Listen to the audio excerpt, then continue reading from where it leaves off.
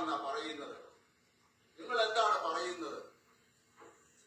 പത്രോസ് ഏറ്റു പറഞ്ഞ വിശ്വാസമാകുന്ന അചഞ്ചലമായ പാറമേലാണ് ഈ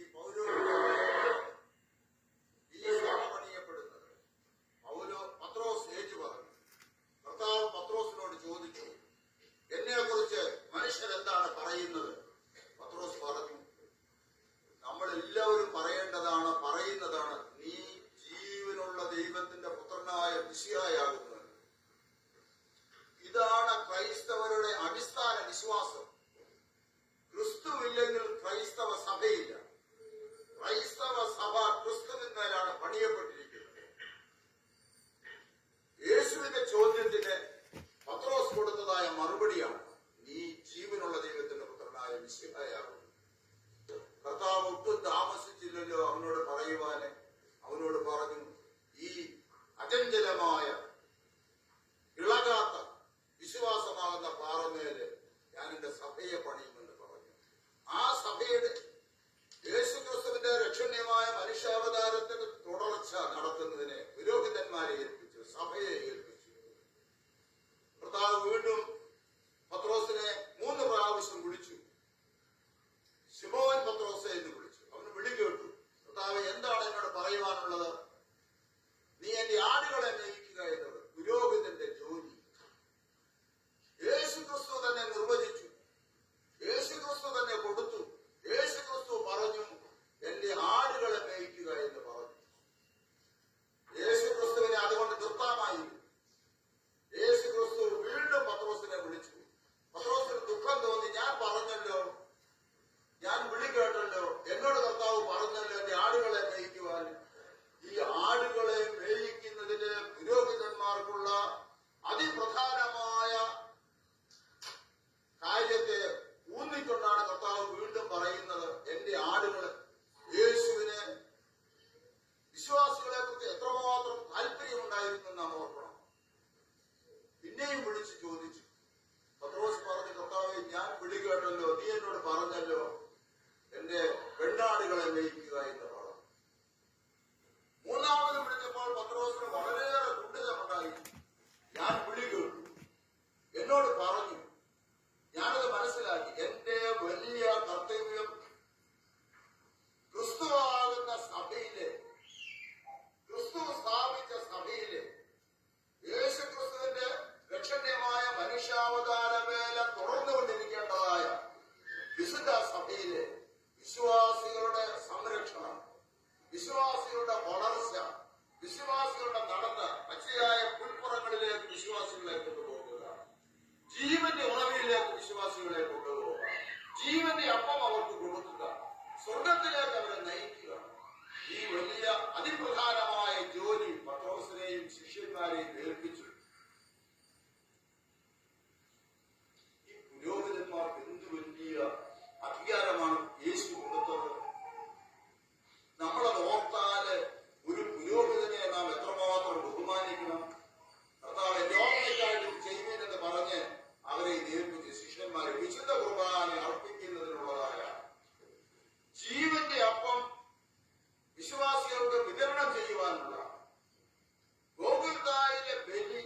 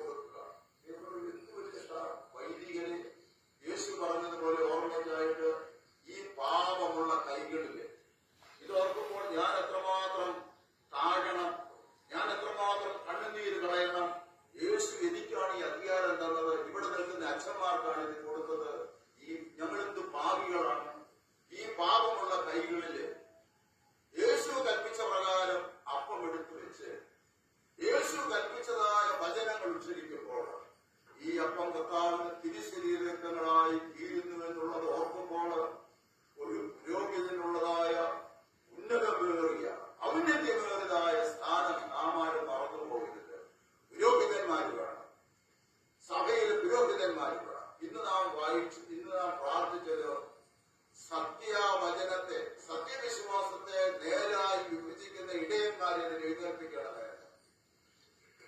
യേശു ചോദിച്ച ചോദ്യമാണ് ഇന്ന് പട്ടമേക്കാൻ പോകുന്ന ഈ സ്ഥാനാർത്ഥിയോട് ചോദിക്കുന്നത്. ഞങ്ങളോടൊക്കെ ഇത് ചോദിച്ചതാണ്, ഞങ്ങളൊക്കെ ഇതിന് മറുപടി കൊടുത്തതാണ്. നിന്റെ യേശുവിനെ കുറിച്ച് നിന്റെ വിശ്വാസം എന്താണ്? നീ ജീവനുള്ള ദൈവത്തിന്റെ പുത്രനായ മിശിഹായാണ്. സഭയെ കുറിച്ചുള്ള നിന്റെ വിശ്വാസം എന്താണ്? ഓരോ മേൽപ്പട്ടക്കാരനും പട്ടക്കാരനും ഇത് പറഞ്ഞ് സത്യം ചെയ്തിട്ടാണ് ഇത് കൊടുക്കുന്നത്, ഈ വലിയ നമ്പരം കൊടുക്കുന്നത്. യേശു ആരാണെന്ന് സമ്മതിച്ച് പറഞ്ഞതിന് ശേഷമാണ്, സഭയെ കുറിച്ച് പറഞ്ഞതിന് ശേഷമാണ്. സഭയിലെ വിശ്വാസം എന്താണെന്ന് ഏറ്റു പറഞ്ഞതിന് നിങ്ങൾ പിക്ചർ കഴിയുമ്പോൾ കേൾക്കാൻ പട്ടമേക്കാൻ പോകുന്ന ആൾ പറയുന്ന സത്യവിശ്വാസം, പട്ടമേക്കുന്ന ആൾ ചെയ്യുന്നതായ ഉടമ്പടി, ഈ പട്ടമേക്കാൻ പോകുന്ന ഞങ്ങളൊക്കെ എഴുന്നള്ളിയിരിക്കുന്നവനായ ക്രോസിൽ എഴുന്നള്ളിയിരിക്കുന്നവനായ യേശുവിന് മുൻപാകെ വന്നുകൊണ്ട്, ഇവിടെ വന്നുകൂടിയിരിക്കുന്ന മാലാഖമാരുടെ മുൻപാകെ വന്നുകൊണ്ട്, ഇവിടെ കൂടിയിരിക്കുന്ന വിശ്വാസികളായ നിങ്ങളെ ഒക്കെ മുൻപിൽ നിന്നുകൊണ്ട് സത്യം ചെയ്ത് പറയുകയാണ്, ഈ യേശു ത്രിത്വത്തിൽ രണ്ടാമനായ പുത്രൻ തമ്പുരാനാണ്. എനിക്കും എന്റെ രക്ഷയ്ക്കും വേണ്ടി, ഞങ്ങൾക്കും ഞങ്ങളുടെ രക്ഷയ്ക്കും വേണ്ടി മനുഷ്യനായി തീർന്ന് ശരീരമെടുത്തവനായ മിശിഹ, അവൻ ഗോകുൽത്തായിൽ വെച്ച് ഖണ്ഡിക്കപ്പെട്ടവനായ മിശിഹ, പഴയ നിയമത്തിന്റെ പെസഹായെ പുതുക്കി പുതിയ നിയമത്തിന്റെ പെസഹായെ സ്ഥാപിച്ചവനായ മിശിഹ, ഗോകുൽത്തായിലെ പുതിയ നിയമത്തിന്റെ പെസഹ. ഈ പെസഹായുടെ ഓർമ്മയാണ്, പെരുന്നാളാണ് ഞായറാഴ്ച നാം കൊണ്ടാടുന്നത്. ഈ വൈദികനാണ് ചെയ്യുന്നത്. യേശു ക്രിസ്തു ചെയ്തതുപോലെ ചെയ്യുന്നതിനുള്ള മഹാഭാഗ്യം സിദ്ധിച്ചവര്. ഇവർ ഈ ലോകം മുഴുവനും വിട്ട്, ഞങ്ങളൊക്കെ ഈ ലോകം മുഴുവനും വിട്ട് ദൈവത്തിന് വേണ്ടി മാത്രം ജീവിക്കേണ്ടവരാണ്.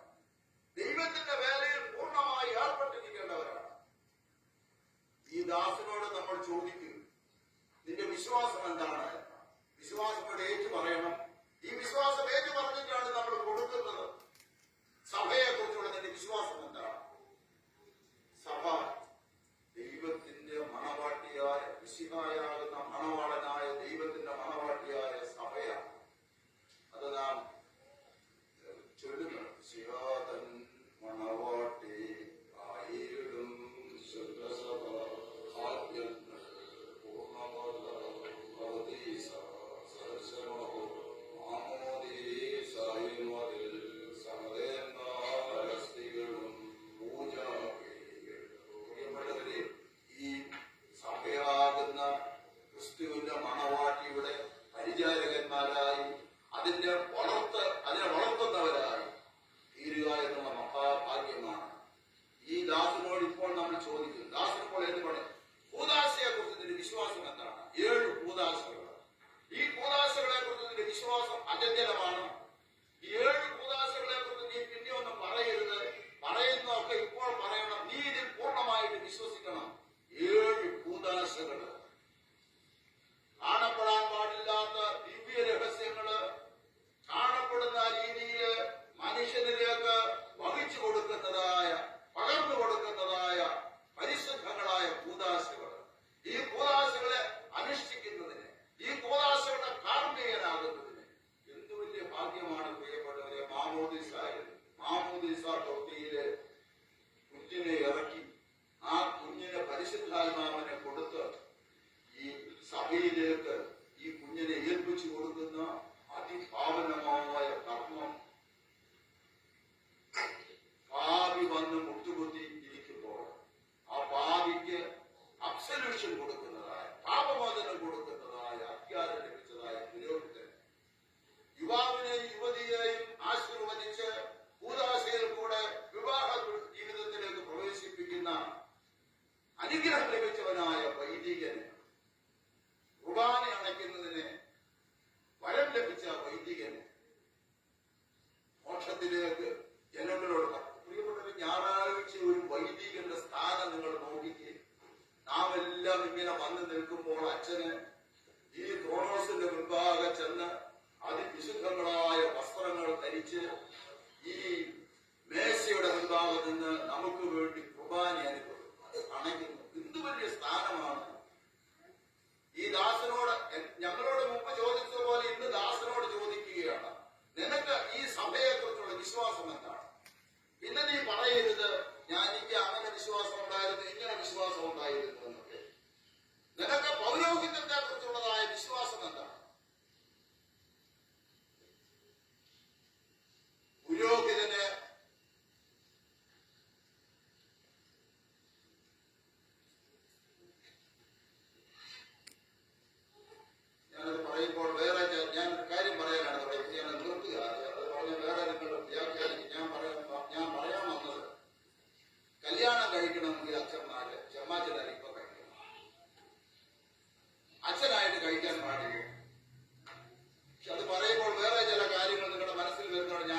നിർത്തുകയാണ് ആകെ പറയാറ്. എന്തുകൊണ്ടാണ്